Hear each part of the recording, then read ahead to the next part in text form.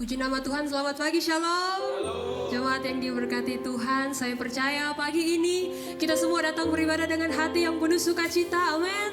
Amin, bersyukur kita boleh ada sampai saat ini semua karena penyertaan Tuhan. Saya jemput kita semua bangkit berdiri. Mari kita satukan hati kita berdoa. Bapa, kami mengucap syukur kepadamu. Terima kasih buat penyertaan-Mu yang sempurna. Terima kasih buat hari baru yang Tuhan jadikan bagi kami. Saat ini kami datang berkumpul bersatu. Kami mau bawa pujian dan penyembahan kami. Kami mau bawa hati dan seluruh hidup kami hanya kepadamu.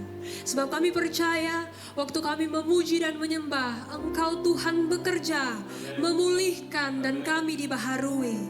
Bertahtalah atas setiap pujian dan penyembahan umat-Mu. Biarlah pujian dan penyembahan kami menyukakan hati-Mu Tuhan. Engkau mengurapi ibadah ini, Engkau mengurapi setiap kami. Dan kami mau habiskan ibadah ini hanya di dalam nama Bapa, Putra, dan Roh Kudus. Di dalam nama Tuhan Yesus, semua yang siap memuji menyembah, sama-sama kita katakan amin. Silakan duduk kembali.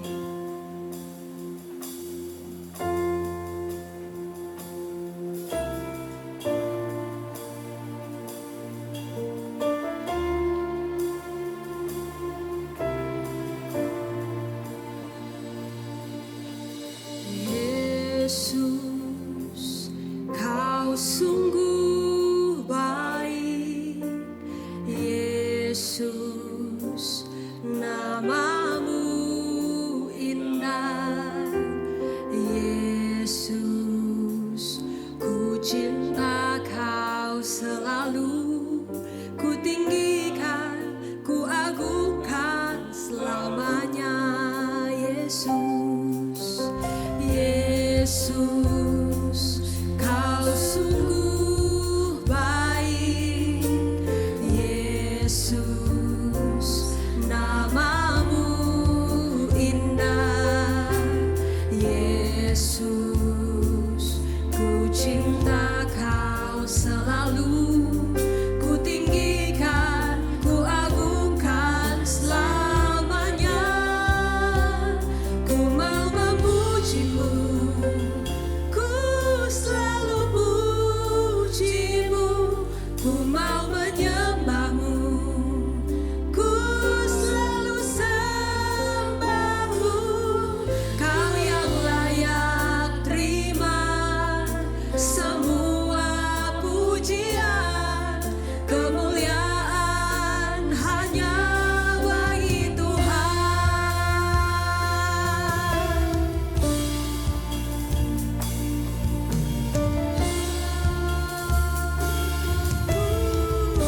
Sama-sama kita nyanyikan. Yesus, Kau sungguh baik. Yesus, nama-Mu indah. Yesus, ku cinta Kau selalu. Ku tinggikan, ku agungkan selamanya. Ku mau memuji-Mu, ku selalu puji-Mu. Ku mau menyembah-Mu, ku selalu sembah-Mu. Kau yang layak terima semua pujian. Kemuliaan hanya bagi Tuhan. Ku mau memuji-Mu, ku selalu puji-Mu. Ku mau menyembah-Mu, ku selalu sembah-Mu. Kau yang layak terima semua pujian. Kemuliaan hanya bagi Tuhan. Semua kemuliaan dan pengagungan tertuju padamu, Tuhan dan Rajaku. Segenap jiwa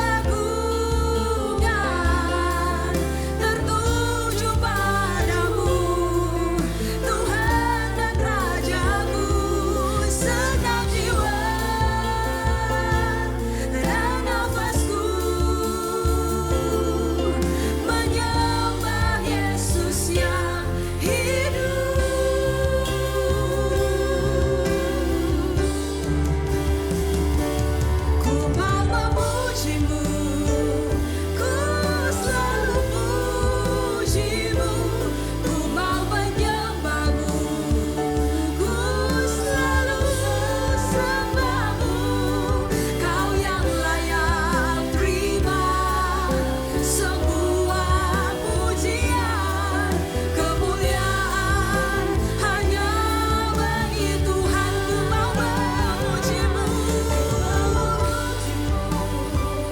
ku selalu pujimu, ku mau menyembahmu, ku selalu sembahmu.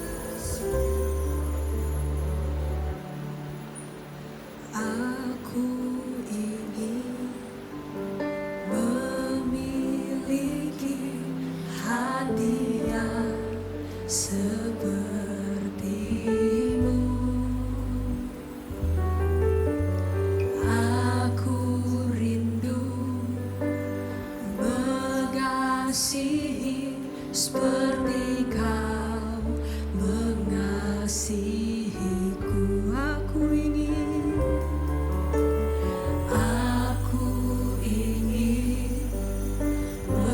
memiliki hati yang seperti-Mu.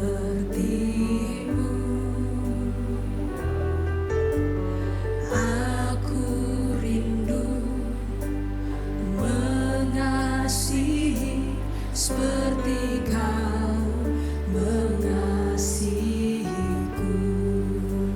Biar ku memuliakan nama-Mu seumur hidup.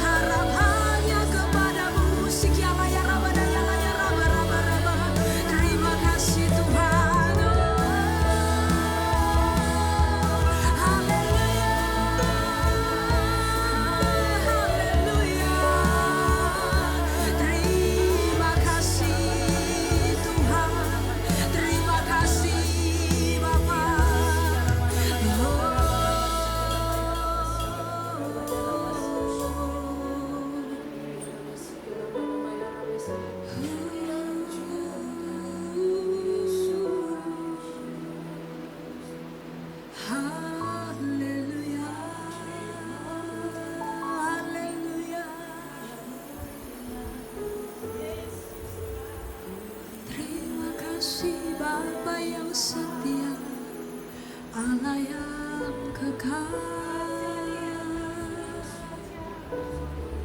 yang melepaskan kami dari kesesakan,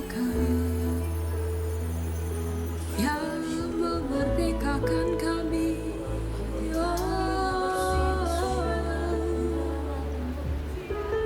We sing a new song to you, Lord. Only glory, only hanya bagi Raja di atas segala raja. Haleluya, haleluya, haleluya, haleluya, haleluya. Aku mau percaya karena kasih setiamu,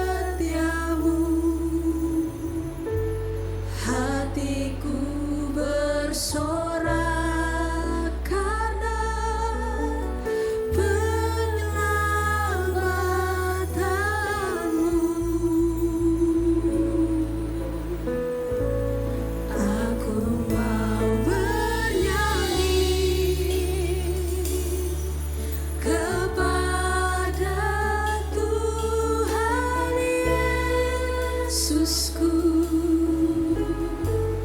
karena Dia telah berbuat baik kepadaku. Aku mau percaya, aku mau percaya karena kasih setiamu, hatiku bersorak karena penyelamatanmu. Aku mau bernyanyi kepada Tuhan Yesusku, karena Dia telah berbuat baik kepadaku. Mari bangkit berdiri, nyanyikan. Aku mau percaya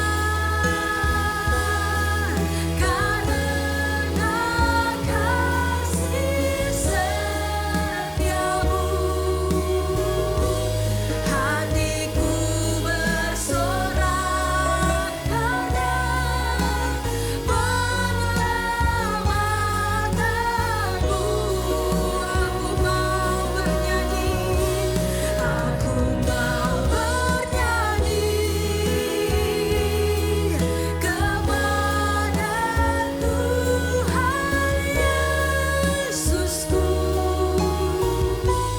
karena Dia telah berbuat baik kepadaku. Karena Dia telah berbuat baik kepadaku. Karena Dia telah berbuat baik kepadaku. Sorak-sorai bagi Tuhan. Yang mau bernyanyi bagi Tuhan karena perbuatan baiknya, katakan amin. Haleluya. Kita tetap memuji Tuhan, sebab Dia Tuhan yang benar. Tidak ada Tuhan seperti Tuhan kita Yesus.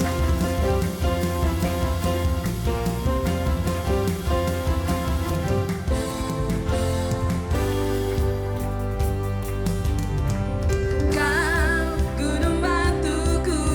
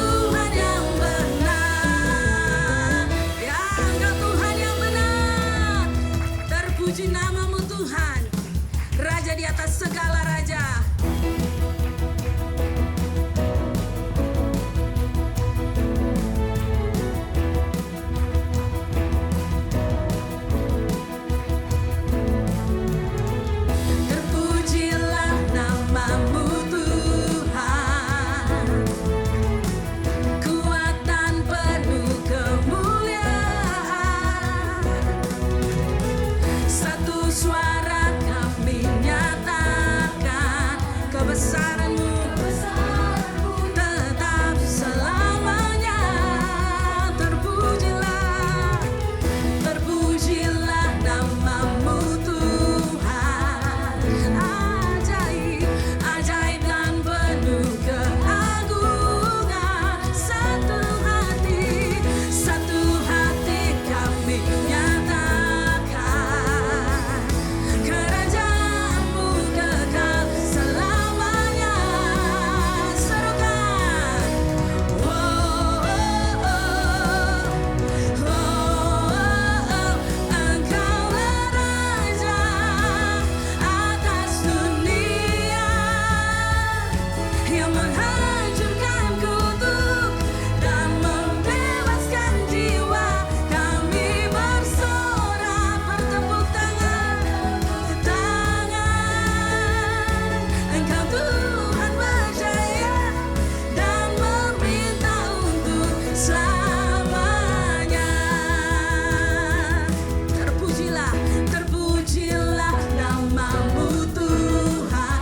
Ajaib, ajaib dan penuh keagungan.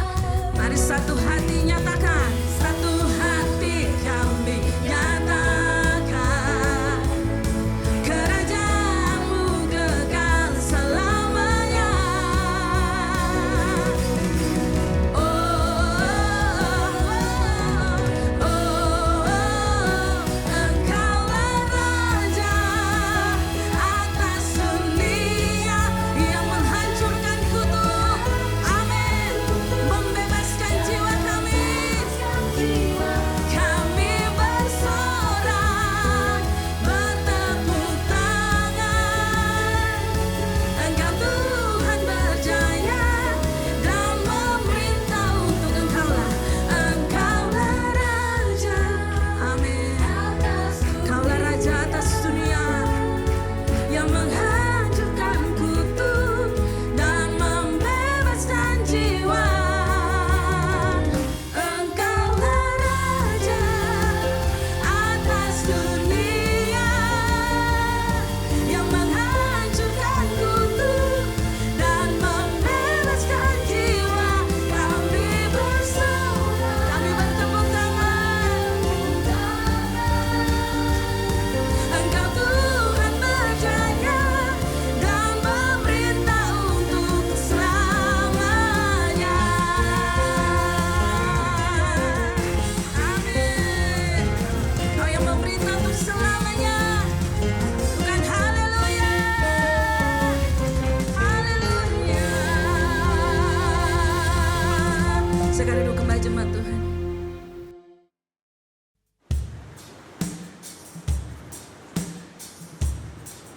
Sebab Engkau Tuhan yang tidak pernah membiarkan kaki kami goyah. Bapa yang selalu ada, Bapa yang memegang tangan kami.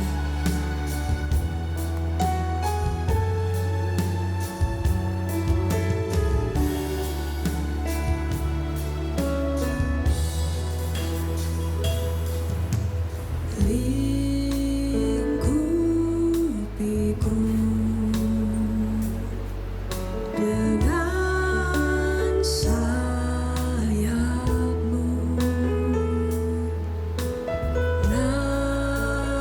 naungiku dalam kuasa-Mu. Lingkupiku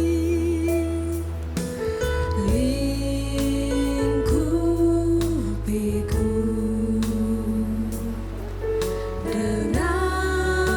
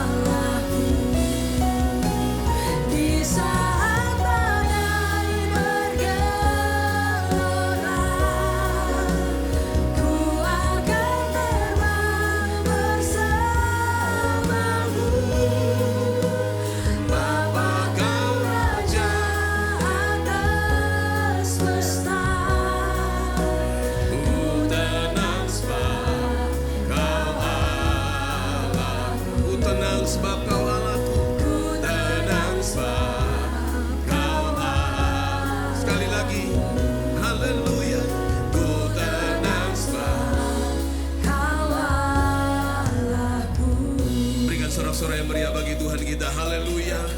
Haleluya Tuhan. Engkau Raja di atas segala raja. Engkau Tuhan pencipta pemilik alam semesta ini Tuhan. Kami memuji memuliakan Engkau, kami agungkan Engkau. Sebab Engkau yang ditinggikan, Engkau yang dimuliakan. Engkau rela datang ke tengah dunia ini untuk menyelamatkan kami. Sehingga kami menjadi orang-orang yang diselamatkan. Kami dikembalikan kepada posisi kami sebagai anak-anak-Mu Tuhan. Itu satu anugerah yang besar bagi kami. Sehingga Tuhan, kalau kami ada hari ini, semua karena anugerah Tuhan. Kami diselamatkan, kami ditolong, kami diberkati oleh Tuhan. Kami percaya semua karena anugerah Tuhan. Itu sebabnya Tuhan, hari ini sekalipun mungkin situasi sekeliling kami tidak mendukung bagi kami, tapi kami tetap mau menaikkan pujian syukur kami kepada Tuhan. Karena kami tahu bahwa Engkau baik dalam hidup kami. Engkau setia dan tidak pernah tinggalkan kami Tuhan. Terima kasih Tuhan. Biar setiap pujian, pengagungan, penyembahan kami boleh berkenan di hadapan Tuhan. Dan pagi hari ini, siang hari ini, kami juga rindu mendengarkan firman-Mu.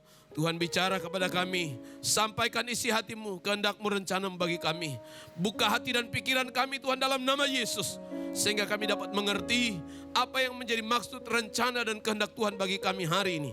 Urapi hamba-Mu, urapi firman-Mu Tuhan.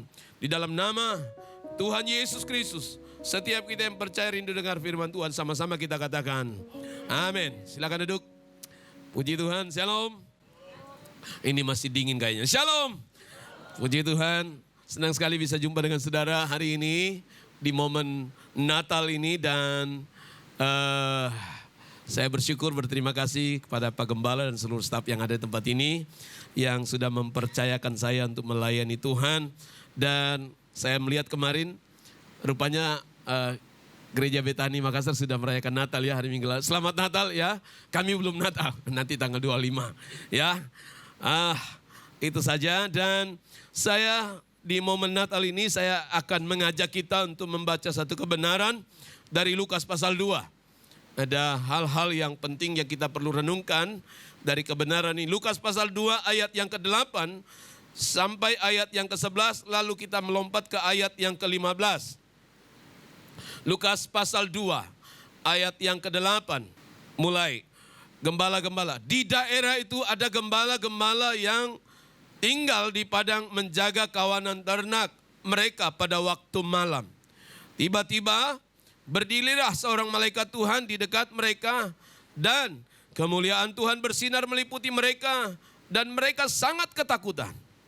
Lalu kata malaikat itu kepada mereka, jangan takut, sebab sesungguhnya aku memberitakan kepadamu kesukaan besar untuk seluruh bangsa.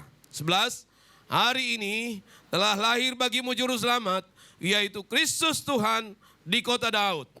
Ayat 15, setelah malaikat-malaikat itu meninggalkan mereka dan kembali ke surga, gembala-gembala itu berkata seorang kepada yang lain, marilah kita pergi ke Betlehem untuk melihat apa yang terjadi di sana, seperti yang diberitahukan Tuhan kepada kita. Nah saudaraku yang kekasih Tuhan, saya sengaja memilih ayat ini karena ya kita ada di momen bulan Desember, bulan kita merayakan Natal kelahiran Yesus Kristus.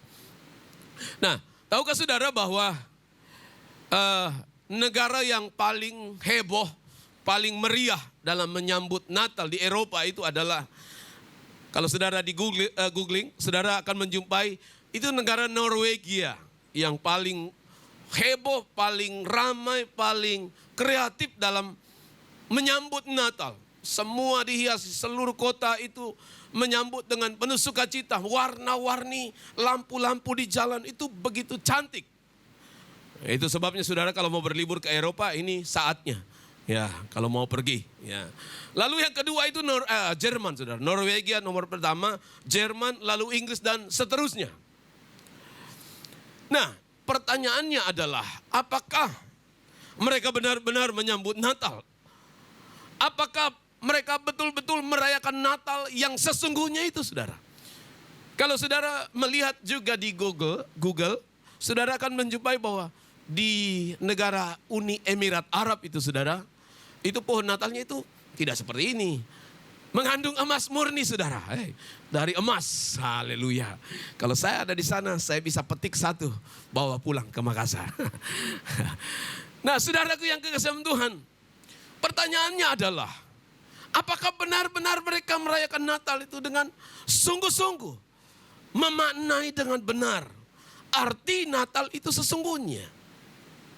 Dan saya mencoba, setelah saya mencoba cari siapa yang paling, negara mana di Eropa yang paling meriah dalam menyambut hari Natal khususnya bulan Desember, itu saya temukan Norwegia, Jerman, dan Inggris, dan seterusnya. Dan saya mencoba mencari fakta yang lain. Negara yang paling religius, negara yang paling rohani di Eropa mana? Negara mana? Dan ternyata saudara, saya terkejut. Bukan Norwegia, bukan Jerman, bukan Inggris saudara. Negara itu adalah negara Rumania. Ya kan? Belum tahu kan? Baru tahu. Kenapa dikatakan negara itu religius? Karena negara itu 98% penduduknya orang Kristen, Ortodoks. Nah, jadi non-Kristen itu cuma 0,2%. 2% saja, 2% saudara. Tidak banyak. Jadi mayoritas penduduk negara Rumania itu adalah orang Kristen. Nah, kembali menjadi pertanyaan. Apakah dengan mayoritas Kristen yang ada di negara itu secara otomatis mereka menyambut dan memaknai Natal itu secara benar? Nah ini yang saya ingin kita renungkan pada siang hari ini. Seharusnya bagaimana sikap kita menyambut Natal. Dan saya memberi tema berjumpa dengan Yesus. Di PGI, Persekutuan Gereja Indonesia, mengambil ayat yang ke-15 ini menjadi tema umum perayaan Natal seluruh Indonesia. Marilah kita ke Bethlehem dan untuk melihat apa yang terjadi di sana. Nah saya tertarik dengan ayat ini. Kenapa? Karena ajakan untuk pergi ke Bethlehem dan melihat apa yang terjadi di sana itu merupakan satu ajakan untuk berjumpa dengan Yesus di sana, saudara. Saya percaya bukan sekedar untuk jalan-jalan. Saya pernah pergi ke Bethlehem itu, saudara, kemurahan Tuhan. Ternyata di sana, saudara, itu tempat yang memang sudah tidak ada tanda-tanda tempat Yesus lahir. Itu sudah dihias sedemikian rupa. Jadi orang kayak masuk di bawah kolong itu untuk pegang itu. Apa tempat ini saya tidak tahu. Itu batu atau apa. Pokoknya orang pergi foto pegang di situ saudara. Dan fakta menarik yang lain adalah tempat itu sebetulnya dikuasai oleh orang-orang Muslim saudara. Mulai dari tour guide atau orang-orang di sekitar situ, yang ramai di sekitar situ adalah orang-orang penduduk asli di situ yang notabene bukan Kristen. Itu menarik, saudara. Dan saudaraku yang kekasih dalam Tuhan, saya waktu merenungkan kebenaran ini, saya merenung begini.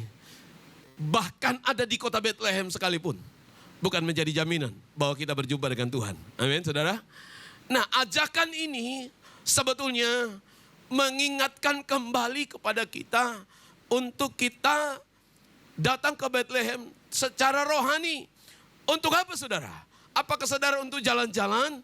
Orang-orang ke sana itu ribuan, orang Indonesia ribuan setiap tahun, setiap bulan itu pergi ke sana melihat tempat itu. Tetapi saudaraku yang kekasih Tuhan, mereka hanya sekedar pergi melihat tempat itu. Tetapi yang sebetulnya pesan Tuhan bagi kita adalah, mari kita ke Bethlehem supaya kita mengalami perjumpaan pribadi dengan Tuhan. Yang setuju katakan amin. Kenapa saudara? Kenapa kita perlu ke Bethlehem? Kenapa kita perlu ke sana? Karena waktu kita ke Bethlehem, kita akan berjumpa dengan juru selamat. Itu sebabnya saudaraku yang kekasih Tuhan. Poin pertama yang saya mau bagikan kepada kita pada siang hari ini adalah, waktu kita berjumpa dengan Tuhan, di momen Natal ini, saya percaya bahwa itu momen di mana akan terjadi keselamatan. Yang mengerti katakan amin. Kenapa saudara? Karena Yesus datang. Alkitab berkata Yohanes 1 ayat 14. Firman itu sudah menjadi manusia. Firman itu menjadi daging. Menjadi daging dan ada di tengah-tengah kita. Dan Alkitab dengan jelas berkata, Dia datang supaya kita hidup. Amin saudara. Itu sebabnya Yohanes 14 pun berkata, Akulah jalan kebenaran dan hidup. Tidak ada orang yang sampai kepada Bapa selain melalui aku. Artinya apa saudara? Waktu orang berjumpa dengan Tuhan, pastikan bahwa engkau mengalami keselamatan. Karena ada di kota Bethlehem, bukan menjadi jaminan bahwa Anda menjadi orang-orang yang berjumpa dengan keselamatan itu sendiri. Ada banyak orang yang ada di sekitar Bethlehem saat ini. Ada banyak orang-orang yang menyaksikan peristiwa itu. Tetapi saudaraku, mereka tidak mengalami apa yang sebetulnya menjadi inti kedatangan Tuhan ke dunia ini. Yaitu supaya saudara dan saya diselamatkan. Hari Natal sebetulnya itu adalah momen yang ditunggu-tunggu oleh orang Yahudi. Hari yang sangat dinantikan. Sejak kejatuhan manusia di Taman Eden, itu mulai dari Kejadian 3 ayat 15 itu sudah dinubuatkan bahwa akan datang seorang penyelamat yang menyelamatkan umat manusia dari dosa. Mazmur, Yesaya, Mika 5 pun dengan jelas menubuatkan hal itu saudara.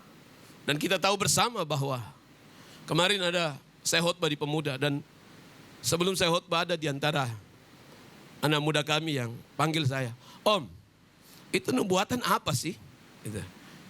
Itu maksudnya apa nubuatan? Saya kasih contoh. Nubuatan itu adalah pesan yang diberikan oleh Tuhan, baik itu dalam bentuk audio, penglihatan, untuk sesuatu yang akan terjadi di masa depan. Sama seperti nubuatan tentang Yesus. Kelahiran Yesus itu dinubuatkan jauh hari sebelumnya. Antara kitab Yesaya dan kitab Matius dan Lukas itu sebetulnya terbentang jarak sekitar 700 tahun, saudara. Bahkan kitab terakhir dari perjanjian lama itu dikatakan kurang lebih 300 tahun. Allah berdiam diri dan sampai di kitab Matius itu Tuhan berbicara untuk menyatakan rencananya. Tapi saudaraku yang kekasih Tuhan, ternyata pada saat itu digenapi, tidak semua orang meresponnya dengan benar. Dia datang untuk mencari dan menyelamatkan Anda dan saya.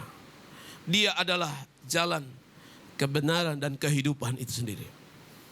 Yang saya mau pastikan adalah, pastikan hari ini, di momen Natal kali ini, Anda sudah mengalami perjumpaan pribadi dengan Tuhan. Amin saudara. Karena jika tidak, berapa kali pun saudara merayakan Natal, kalau hanya sekedar ramai, kalau hanya sekedar pesta, kalau hanya sekedar perayaan, sama seperti orang-orang Eropa, bahkan orang Jepang pun saudara itu dihias Natal itu kotanya. Tapi saudara, mereka tidak mengalami inti daripada Natal itu sendiri. Seharusnya setiap orang yang berjumpa dengan Yesus itu hidupnya berubah. Amin saudara. Orang-orang yang berjumpa dengan Yesus yang dicatat oleh Alkitab, itu hidup mereka diubahkan saudara. Salah satu contoh, para gembala. Waktu mereka ke Bethlehem dan melihat apa yang terjadi di sana dan mereka berjumpa dengan bayi Yesus itu, mereka kembali dengan penuh sukacita. Alkitab mencatat itu. Dan tidak hanya itu saudara, ada banyak yang dicatat oleh Alkitab. 10 orang kusta, mereka kehilangan pengharapan, mereka tersingkir, mereka dijauhi. Tapi ketika mereka berjumpa dengan Tuhan dan mereka mengalami Tuhan, hidup mereka diubahkan. Perempuan sakit pendarahan yang sekian lama dia harus menjauh, tidak boleh mendekati orang-orang yang normal waktu itu, karena mereka dianggap najis. Tapi waktu dia berjumpa dengan Tuhan, hidupnya diubahkan. Yang lumpuh berjalan, yang buta melihat, yang berdosa dipulihkan. Ada pemulihan. Setiap orang berjumpa dengan Tuhan. Yang mengerti katakan amin. Orang Majus, saudara, waktu berjumpa dengan Tuhan, itu melahirkan kerinduan untuk memberi persembahan yang terbaik. Saudara, persembahan yang terbaik itu bukan besar kecilnya, tetapi berbicara tentang apa motif kita sebetulnya di balik apa yang kita persembahkan itu. Alkitab juga mencatat bahwa seorang perempuan yang berdosa, perempuan Samaria, ketika dia berjumpa dengan Tuhan, hidupnya diubahkan, mengalami pertobatan. Sakeus, apa yang terjadi dengan dia? Dia orang berdosa, dia orang yang hidup di dalam dosa. Tapi waktu dia berjumpa dengan Tuhan dan dia membuka hatinya untuk Tuhan, Alkitab berkata telah terjadi keselamatan atas orang ini dan seluruh keluarganya. Bahkan saudara, kalau saudara membaca di kitab Lukas 23, orang yang disalib di sebelah kanan kiri Yesus, mereka semuanya adalah penjahat.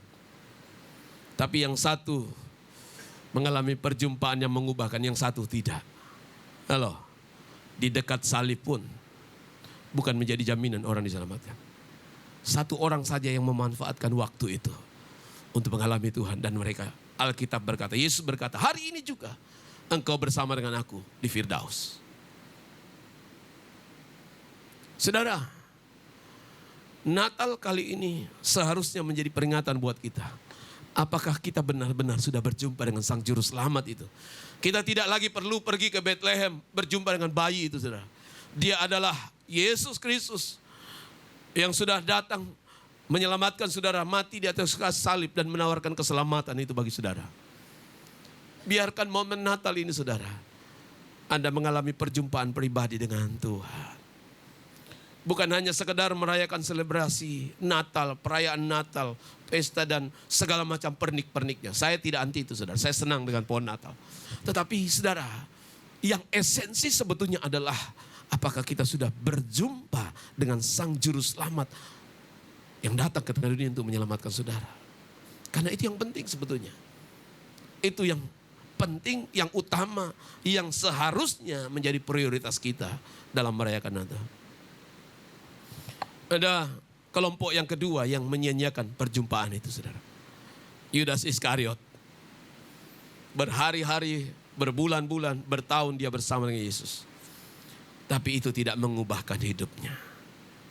Ahli Taurat, orang Farisi, menurut saya orang Makassar bilang orang paling sial. Kenapa?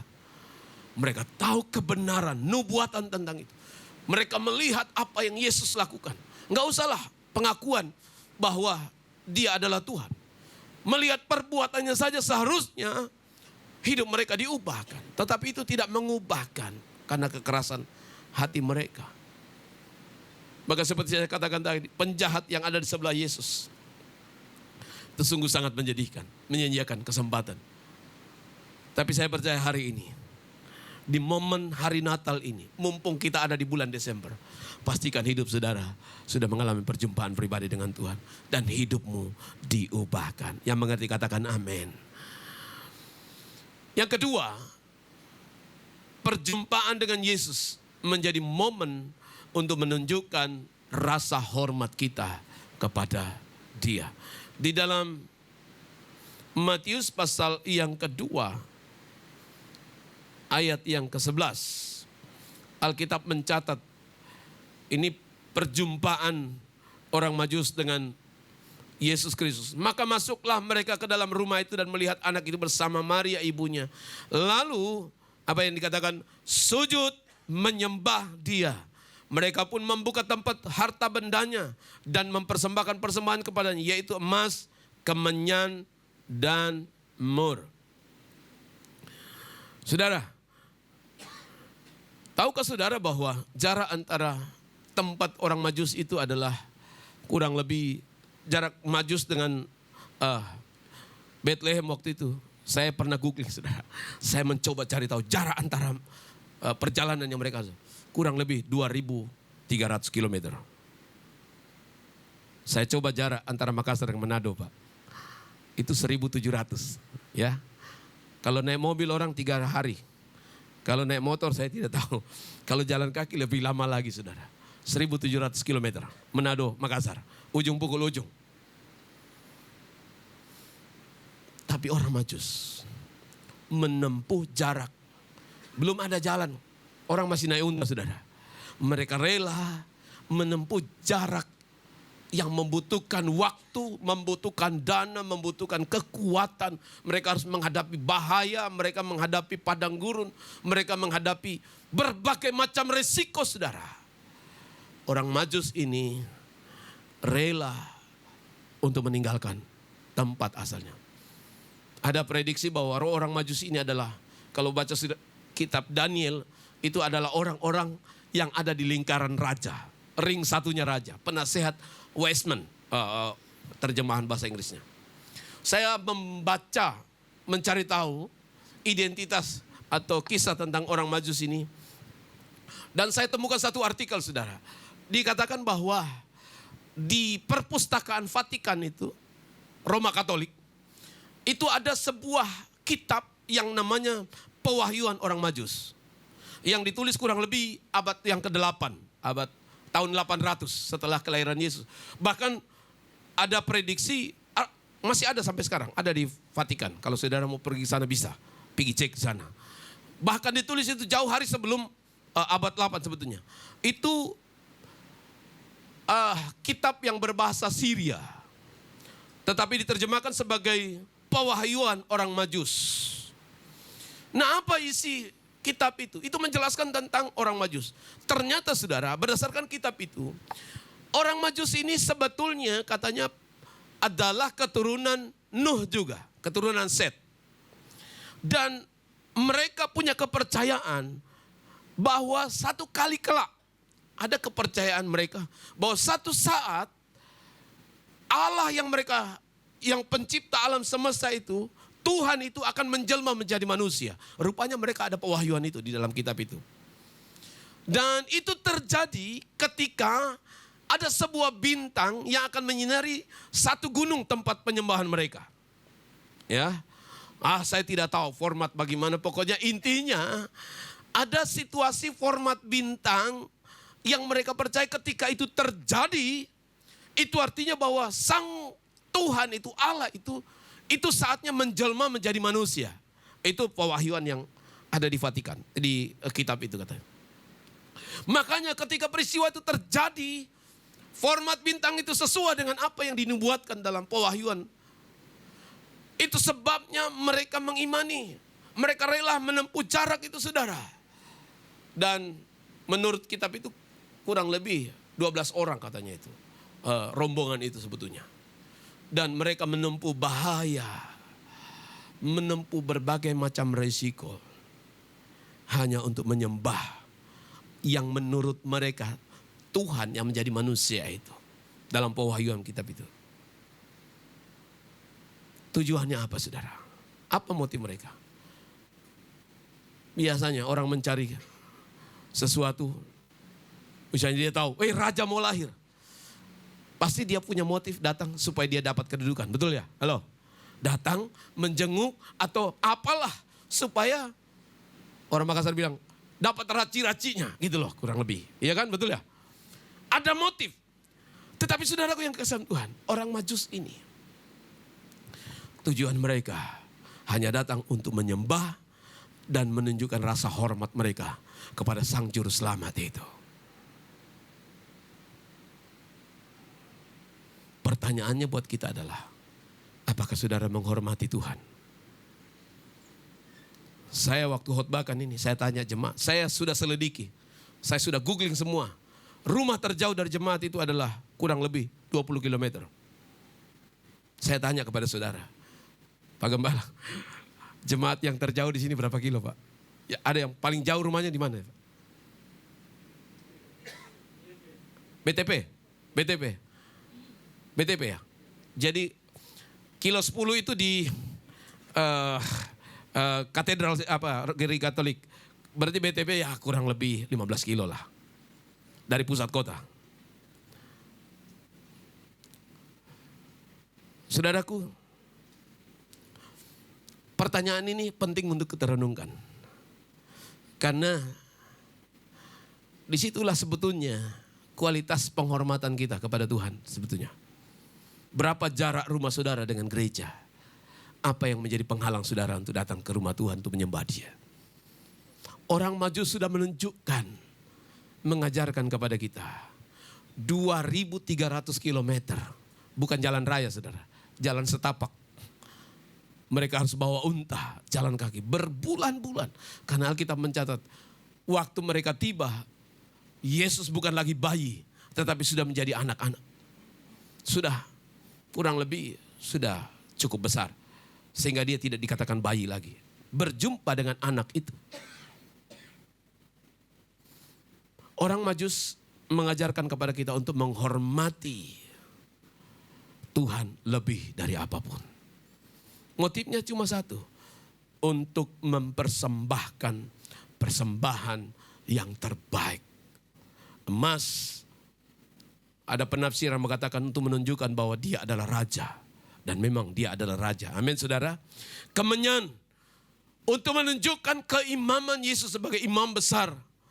Yang menjadi penghubung kita. Menjadi wakil kita. Mur itu menunjukkan kematiannya atas dosa-dosa kita. Itu penafsiran. Tapi sebetulnya adalah, pesannya adalah, mereka tidak hanya menyembah, tetapi mereka memberi persembahan yang terbaik buat Tuhan. Perenungan buat kita di momen Natal saat ini adalah, Tuhan tidak lagi mencari emas, kemenyan, dan mur dalam hidupmu. Tetapi pemberian terbaik itu adalah versimu. Kalau Alkitab versi orang janda kaya yang 2 peser itu terbaik saudara. Halo, bisa nangkap ya? Kenapa Yesus tertarik dengan persembahan janda miskin ini? Karena itu versi terbaik. Ada persembahan baik, tapi ada persembahan yang terbaik. Kenapa Yesus tertarik di antara sekian banyak orang yang memberikan persembahan waktu itu? Yesus hanya tertarik dan memuji persembahannya. Karena apa? Dia tidak hanya memberi yang baik, tapi dia memberi seluruh hidupnya. Artinya apa? Dia mempersembahkan yang terbaik. Karena apa? Karena dia menghormati Tuhan. Makanya saudaraku yang kasih Tuhan, saya selalu menantang jemaat untuk merenungkan kebenaran ini. Mengapa saudara ke gereja? Mengapa hujan lebih enak tidur di rumah daripada datang ke gereja? Sebetulnya, mengapa saudara memberikan persembahan? Apa motif saudara? Kenapa saudara memberi persembahan? Mengapa saudara melayani? Kalau ada hal yang lain yang bukan daripada kasihmu kepada Tuhan, penghormatanmu kepada Tuhan, itu salah. Seharusnya semua hal yang kita lakukan di hadapan Tuhan, apakah itu pelayanan kita, persembahan kita, ibadah kita, seharusnya itu lahir dari hati yang mengasihi dan mengenal Tuhan. Itu yang benar. Karena kalau di luar itu, Anda salah motivasi. Dan saudara, mungkin kita bisa menyembunyikannya di hadapan manusia. Tetapi sepasang mata itu memandang kita jauh ke dalam hati kita. Apa yang menjadi motif kita. Tapi pesannya buat kita adalah, berilah yang terbaik dari versimu. Dan biarlah apa yang engkau lakukan, semua penyembahanmu, pemberianmu, persembahanmu, pengabdianmu, itu lahir dari kasihmu kepada Tuhan yang sudah mengasihi saudara lebih dari apapun itu. Dia rela meninggalkan surga demi untuk saudara dan saya. Yang mengerti katakan amin. Yang terakhir, perjumpaan dengan Yesus seharusnya mengubah hidup kita menjadi pembawa damai.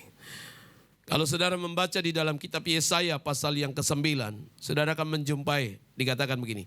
Sebab seorang anak telah lahir untuk kita, seorang putra telah diberikan untuk kita. Lambang pemerintahan ada di atas bahunya, dan namanya disebut orang penasehat ajaib, Allah yang perkasa, Bapa yang kekal, Raja damai. Nah, saya fokus kepada pembawa damai, Raja damai. Seharusnya perjumpaan kita dengan Tuhan itu mengubah hidup kita menjadi pembawa damai, pembawa berita damai, sukacita itu. Karena dia Raja damai, dia datang ke tengah dunia ini dan dia mengangkat kita menjadi anak-anaknya. Dan tentunya sebagai anaknya, penerusnya, kita harus menjadi pembawa damai. Sebagaimana Yesus Kristus adalah Raja damai. Yang mengerti katakan amin. Makanya dalam Matius 5 ayat 9, coba ditampilkan. Matius 5 ayat 9 dikatakan apa saudara? Matius 5 ayat 9. Berbahagialah apa? Orang yang membawa damai. Karena mereka disebut apa? Anak-anak Allah. Halo. Alkitab berkata, berbahagialah orang yang membawa damai. Karena identitas kita sebetulnya itu sebagai pembawa damai. Sebagai anak-anak Allah. Bahkan Roma 12 menegaskan, jika itu tergantung dari kamu sedapat-dapatnya hiduplah dengan damai dengan semua orang. Yesus adalah Raja damai. Dan seharusnya saudara yang sudah diselamatkan adalah anak-anak yang menjadi pembawa damai. Bukan pembawa kerusuhan, bukan pembawa gosip. Saya pernah terkejut. Saya baca statusnya seorang hamba Tuhan. Bukan Pak David. Saya tidak tahu apakah dia kepahitan atau apa. Tapi statusnya itu keras sekali saudara. Dia bilang begini. Tanda orang yang hatinya jahat adalah jika mereka gagal menghancurkan kita, maka mereka akan menghasut orang lain untuk membenci kita. Lalu saya komen di bawahnya. Wah, dia jawab dengan emosi. Itu fakta Pak. Haleluya. Saya bilang, sabar. Ya, mungkin dia mengalami itu saudara. Tapi saudaraku yang kasih Tuhan. Saya percaya itu dilakukan oleh, ya pasti teman anak Tuhan juga. Tapi sebagai anak-anak Allah, kita adalah pembawa damai. Yang setuju katakan amin. Tanda orang yang sudah berjumpa dengan Tuhan, seharusnya dia adalah pembawa damai. Tahu saudara istilah toksik? Itu lagi ramai sekarang. Apa? Lingkungan toksik. Ya. Orang-orang toksik itu adalah penebar racun, penebar kebencian, dan hal-hal yang jahat. Tapi saya percaya jemaat Betani tempat ini adalah pembawa damai. Amin. Amin saudara. Kok ragu-ragu aminnya? Tahu gak saudara, arti Injil itu apa? Apa? Kabar baik. Jadi kalau saudara seorang pembawa damai, sebetulnya saudara pembawa kabar baik. Pembawa berita Injil. Bukan kabar busuk, bukan kabar perpecahan. Amin. Saudara, orang Kristen itu tidak dinilai dari cara ibadahnya. Kenapa? Karena tetangga kita jauh lebih kusuk. Betul ya? Lebih paten mereka. Nggak ada itu main HP di sana. Mereka waktu beribadah itu betul-betul kusuk. Karena mereka berpikir berbeda dengan kita. Konsep mereka ibadah itu menyelamatkan. Jadi mereka betul-betul kusuk. Kalau soal cara ibadah mereka jauh lebih baik. Tapi saudara, kekristenan itu dinilai dari cara hidupnya. Itu jauh lebih penting daripada cara ibadahmu. Di gereja mungkin engkau bisa angkat tangan paling tinggi, suaramu paling keras, bahasa rohmu paling bagus didengar. Tetapi cara hidupmu tidak baik. Halo, apakah itu bermanfaat? Nggak ada gunanya. Saya tidak katakan semua itu salah, tetapi sebetulnya seharusnya cara ibadah kita bagus, itu sejalan dengan cara hidup kita. Percuma kita rajin gereja, rajin melayani, tetapi cara hidup kita tidak menjadi berkat, menjadi sandungan bagi orang lain. Hebat di gereja tapi jahat di luar. Halo. Bukankah kalau kita menanam benih, yang kita harap apa saudara? Pohonnya, daunnya? Kecuali kalau teh ya saudara, saya tidak tahu kalau teh. Daunnya kita cari. Halo, orang menanam benih. Saya di rumah di atas lantai 4, saya tanam jeruk sankis saudara. Dan sudah berbuah, haleluya. Saya bersyukur, senang sekali saya lihat buahnya. Sekalipun baru 6 biji, baru belajar berbuah. Tapi setiap hari saya siram, setiap hari saya pilih hati. Saya senang, masih kecil loh. Saya menanamnya dengan harapan saya akan tunggu buahnya. Kenapa? Sebab buah itu bisa dinikmati. Buah itu bisa dirasakan. Berita apa yang saudara bawa dari cara hidupmu? Ini menjadi pesan buat kita di momen Natal ini. Jika engkau sudah merayakan Natal, pastikan engkau sudah berjumpa dengan Tuhan. Dan engkau sudah diselamatkan. Jangan seperti orang-orang yang ada dicatat oleh Alkitab. Ada di samping Yesus, bersama-sama dengan Yesus, berjumpa dengan Yesus, tahu nubuatan dan penggenapan kitab itu. Tapi tidak mengalami itu. Pastikan momen Natal ini, engkau memberi yang terbaik. Penyembahan yang terbaik, persembahan yang terbaik. Dan pastikan hari ini, engkau menjadi seorang pembawa damai. Pembawa berita sukacita. Karena Yesus sudah datang sebagai Raja Damai. Membawa berita keselamatan. Berita damai sejahtera itu. Kita sudah diperdamaikan dengan surga. Artinya apa saudara? Waktu Yesus datang sebetulnya. Itu waktu pintu surga dibuka buat seluruh umat manusia. Makanya itu berita sukacita. Berita kebahagiaan. Karena selama Yesus tidak datang ke tengah dunia ini, maka jalan keselamatan dan kehidupan itu tidak akan pernah sampai kepada kita. Ini berita anugerah buat kita. Berbahagialah saudara sebagai anak Allah dan pembawa damai. Saya hendak memain musik untuk maju ke depan. Mari kita renungkan kebenaran ini.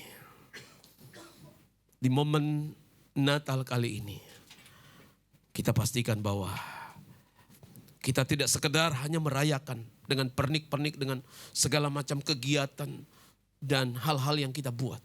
Tetapi pastikan hari ini, di momen Natal ini kita sudah berjumpa dengan Tuhan. Kita rindu mempersembahkan yang terbaik bagi Tuhan. Kita rindu membawa penyembahan kita yang terbaik bagi Tuhan. Dan biar hidup kita sebagaimana Yesus sang Raja Damai itu sudah datang. Dia datang supaya kita menjadi pembawa damai, berita sukacita. Kasih Allahku sungguh telah terbukti ketika Dia serahkan anaknya.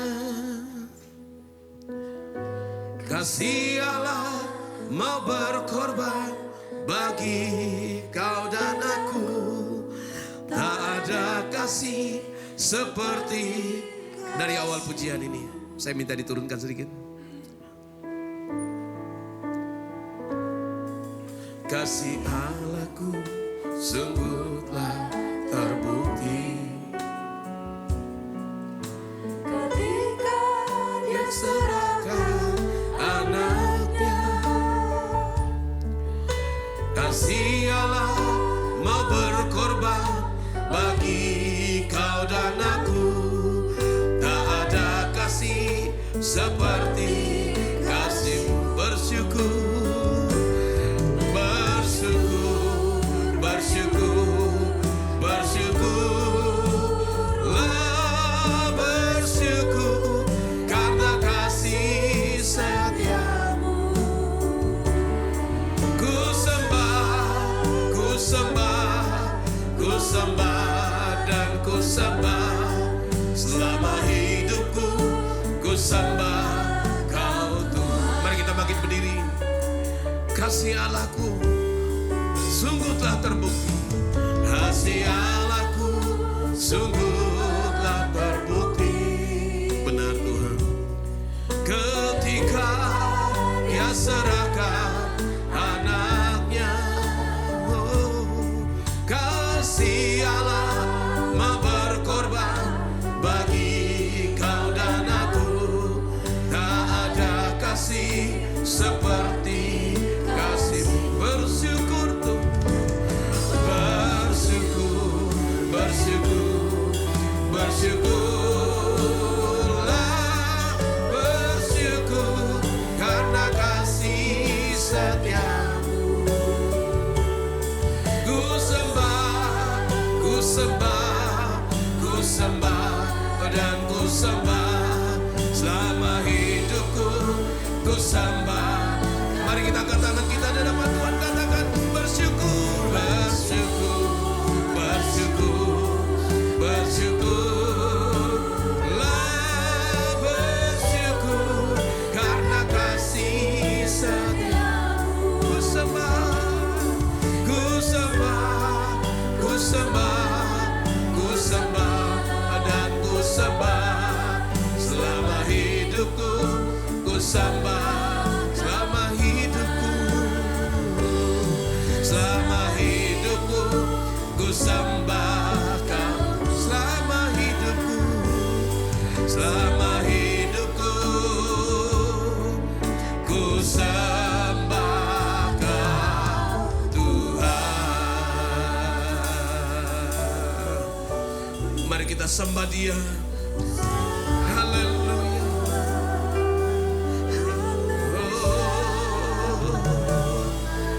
Kami menyembah-Mu Tuhan. Layaklah Kau disembah, layaklah Kau dimuliakan. Haleluya. Mari kita sembah Dia. Kami menyembah-Mu Tuhan. Haleluya, haleluya, haleluya. Biar Tuhan menjamah kami malam hari ini, siang hari ini Tuhan. Memulihkan kami, menyembuhkan kami. Haleluya, haleluya, haleluya, haleluya.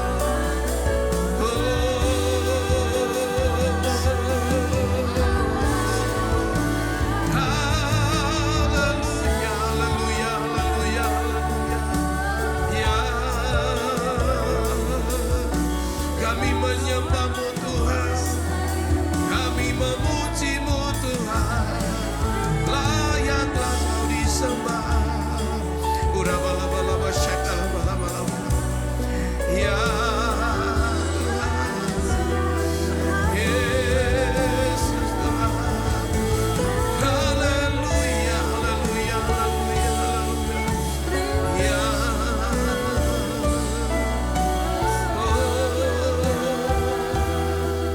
haleluya, haleluya, haleluya.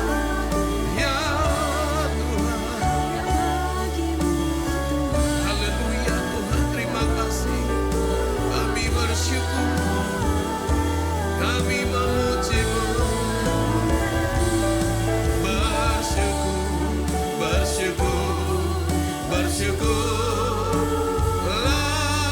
bersyukur karena kasih setia-Mu. Ku sembah, ku sembah, ku sembah, dan ku sembah selama hidupku. Ku sembah selama hidupku Tuhan. Selama hidupku ku sembah, selama hidupku Tuhan. Selama hidupku ku sembah Kau Tuhan. Berikan suara-suara yang meriah bagi Dia. Haleluya, haleluya Tuhan. Terima kasih, terima kasih Tuhan. Kami bersyukur Tuhan untuk kehadiran-Mu lawatanmu di tengah-tengah kami. Bahkan Tuhan, di momen di mana kami memperingati hari Natal, hari di mana Tuhan datang ke tengah dunia ini untuk menyelamatkan kami Tuhan. Terima kasih, kami bersyukur untuk pesan kebenaran-Mu siang hari ini. Biar setiap kebenaran ini akan menjadi bagian kami, mengubahkan hidup kami. Sehingga hidup kami menjadi satu kehidupan yang dipersembahkan bagi Tuhan. Karena kami tahu bahwa Tuhan, hidup kami adalah milik Tuhan. Dan biar kami pakai untuk kemuliaan nama Tuhan. Terima kasih Tuhan. Hamba berdoa buat setiap jemaat-Mu sudah hadir pada hari ini. Engkau jamah, Engkau lawat, Engkau berkati kami semua Tuhan. Mungkin kami datang dengan pergumulan kami. Kami mungkin datang dengan kesulitan-kesulitan yang kami alami. Kami percaya bahwa Engkau Yesus yang sama, yang sudah datang ke tengah dunia ini. Kami percaya Engkau sanggup menjamah dan memulihkan kami Tuhan. Dalam nama Tuhan Yesus, diberkati gereja-Mu di tempat ini, diberkati pelayanan yang ada, diberkati pengembalaan yang ada Tuhan. Bahkan seluruh anak-anak-Mu yang melayani, seluruh jemaat-Mu di tempat ini. Kami semua mengalami kasih karunia-Mu Tuhan di tempat ini. Terima kasih Tuhan, kami bersyukur untuk firman-Mu. Kami percaya setiap kebenaran akan jadi bagian kami, termeterai dalam hidup kami. Jadi berkat buat kami semua. Dalam nama Tuhan Yesus Kristus, setiap kita yang percaya ini berkati Tuhan, sama-sama kita katakan. Tuhan berkati, silakan duduk. Shalom Bapak Ibu Saudara yang dikasihi Tuhan. Percaya bahwa hari ini sekalipun cuaca hujan, tapi kita memilih untuk hadir tetap beribadah di tempat ini. Tuhan Yesus memberkati. Terima kasih untuk kehadiran Bapak Ibu semua yang ada di tempat ini. Dan juga terima kasih buat hambanya Bapak Pendeta Silas Pepari yang telah menyampaikan kebenaran firman Tuhan. Saya percaya bahwa kita semua hendak memberikan yang terbaik bagi Raja kita, Raja di atas segala Raja. Amin. Ya, kita akan membawa persembahan, dan bagi Bapak Ibu yang ingin membalikan perpuluhan dan persembahan syukur lainnya, di depan ada kotak yang tersedia. Sedangkan untuk persembahan yang kantong kolektor yang diedarkan ada 2, tetap yang satu khusus untuk tempat ibadah. Ya. Dan silakan Bapak Ibu nanti yang hendak memberikan persembahan boleh nanti memasukkan di kantong untuk tempat ibadah. Baik, untuk itu semuanya sebelum kita memberikan persembahan, mari kita berdoa bersama. Terima kasih Tuhan Yesus untuk segala kebaikan-Mu, untuk anugerah-Mu bagi kami, khususnya hari ini Tuhan. Kami memilih untuk hadir dan datang beribadah. Kami tahu bahwa semua itu kami lakukan karena kami mengasihi Engkau, karena Tuhan terlebih juga mengasihi kami. Terima kasih Bapa. Engkau juga memberkati untuk hamba-Mu Bapak Pendeta Silas Pepari yang telah Tuhan pakai untuk menyampaikan kebenaran firman-Mu di tengah-tengah kami. Kami percaya Engkau yang memberkati hamba-Mu ini, mengurapinya Tuhan, juga keluarganya, istri, anak-anak, semuanya Tuhan alami kebaikan Tuhan. Kami percaya hari-hari depannya Tuhan, ketika melayani ada sesuatu yang baru yang Tuhan nyatakan senantiasa. Terima kasih Bapa, dan saatnya umat-Mu di tempat ini juga akan membawa persembahan. Tuhan Yesus berkati, dan biar untuk semuanya itu kami percaya dipakai untuk hormat dan kemuliaan-Mu. Terima kasih Bapa. Ini doa kami, ucapan syukur kami. Yang hendak memberikan persembahan katakan bersama-sama. Amin.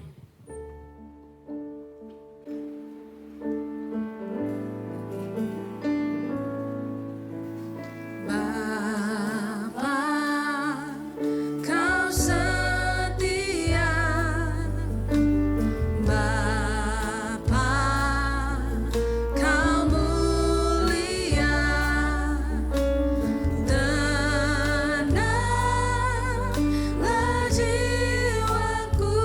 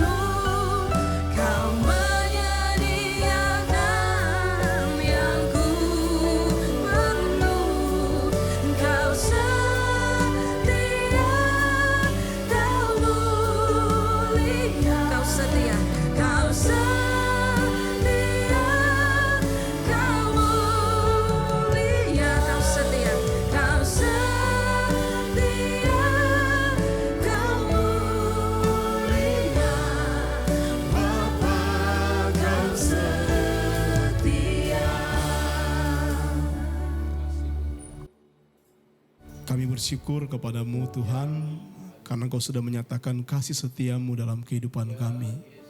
Kau berjanji bahwa kasih setiamu tidak pernah habis dalam hidup kami. Rahmat-Mu selalu baru setiap pagi bagi kami. Terima kasih Tuhan untuk ibadah hari ini. Karena kami percaya kami yang beribadah, kami mengalami kuasa ibadah. Kami jumpa dengan Tuhan. Hidup kami berubah. Bahkan kami menjadi pembawa damai dimanapun kami berada. Dalam nama Tuhan Yesus Kristus. Bapa, kami berdoa memberkati jemaat Tuhan di Gereja Betani Makassar. Berkati setiap rumah-rumah tangga yang ada. Suami, istri, anak-anak diberkati oleh Tuhan. Dalam segala usaha pekerjaan umat-Mu, Tuhan turut bekerja untuk mendatangkan kebaikan, mendatangkan keberhasilan dalam kehidupan umat-Mu dalam nama Tuhan Yesus. Bahkan lebih daripada itu kami minta biar jemaat Tuhan di gereja ini bertumbuh dewasa di dalam Tuhan, semakin kuat di dalam Tuhan. Kami percaya ada hikmat pengurapan Tuhan jadi bagian setiap kami dalam nama Tuhan Yesus. Menghadapi proses kehidupan, dalam kami berkarya, kami percaya kami diperlengkapi oleh Tuhan dalam nama Tuhan Yesus. Berkati anak-anak kami sebagai keturunan ilahi. Tuhan berkati mereka ya Tuhan. Biar mereka mengenal Tuhan. Mereka jadi berkat di generasi mereka. Dalam nama Tuhan Yesus. Dalam studi mereka Tuhan memberkati. Beri hikmat, beri kepintaran dari Tuhan. Dalam nama Tuhan Yesus. Kami berdoa kalau ada yang sakit kami minta Tuhan jamah oleh kuasa bilur-bilur Tuhan Yesus. Jadilah sembuh dalam nama Tuhan Yesus Kristus. Terima kasih Bapa, kami mengangkat tangan kami, memberkati kota kami, kota Makassar. Berkati Makassar ya Tuhan, di musim penghujan ini kami percaya Makassar tetap aman di dalam Tuhan. Dalam nama Tuhan Yesus, kami berdoa biar pengenalan akan Tuhan memenuhi kota ini. Dalam nama Yesus, biar banyak jiwa yang hatinya terbuka untuk Engkau Tuhan. Dalam nama Yesus, dan pakai kami umat-Mu ya Tuhan, untuk memenuhi jiwa di daerah ini, untuk kemuliaan nama Tuhan. Dalam nama Tuhan Yesus Kristus, pemerintahannya diberkati oleh Tuhan. Tuhan beri hikmat sehingga mereka memimpin kota ini sesuai dengan apa yang Tuhan kehendaki. Berkati bangsa Indonesia, shalom dari Tuhan jadi bagian bangsa ini. Dalam nama Yesus, hujan pertobatan, hujan keselamatan jadi bagian bangsa ini. Biar banyak jiwa-jiwa mengalami perjumpaan dengan Tuhan di bangsa ini. Dalam nama Tuhan Yesus Kristus, biar ada kebangunan rohani terjadi di bangsa kami. Dalam nama Tuhan Yesus, berkati pemerintahan yang ada. Tuhan memberkati Presiden Prabowo, wakilnya Gibran. Tuhan memberkati, Tuhan perlengkapi mereka, Tuhan berikan mereka hikmat biar semua yang mereka lakukan, kebijakan mereka lakukan sesuai dengan apa yang jadi agenda Tuhan buat bangsa ini. Dalam nama Yesus, berkati ya Tuhan kabinet yang ada sampai pemerintahan yang paling bawah, Tuhan memberkati dalam nama Yesus. Roh takut akan Tuhan ada atas mereka sehingga mereka menjalankan roda pemerintahan di dalam takut akan Tuhan. Dalam nama Tuhan Yesus Kristus. Terima kasih Bapa, kami bersyukur kepadamu. Kami taruh bangsa ini ke dalam tangan kasih karunia-Mu. Bapa, kalau sebentar kami akan pulang berpisah dari tempat ini, kami percaya penyertaan Tuhan, perlindungan Tuhan selalu sempurna buat kami. Dan di akhir ibadah ini ya Tuhan, kami minta Tuhan sendiri yang meteraikan berkat-Mu atas setiap kami. Mari umat Tuhan, tadahkan tangan-Mu, buka hatimu, angkat wajah-Mu, pandang Bapa di surga, dan terima berkat Tuhan. Tuhan memberkati engkau dan melindungi engkau. Tuhan menyinari engkau dengan wajahnya, berikan engkau kasih karunia. Tuhan menghadapkan wajahnya kepadamu, berikan engkau damai sejahtera. Diberkati ketika engkau datang, kau pulang ke rumahmu dalam aktivitasmu, kau diberkati oleh Tuhan. Dalam nama Bapa, Putra dan Roh Kudus, dalam nama Tuhan Yesus Kristus, semua yang percaya diberkati Tuhan, sama-sama kita angkat pujian ini.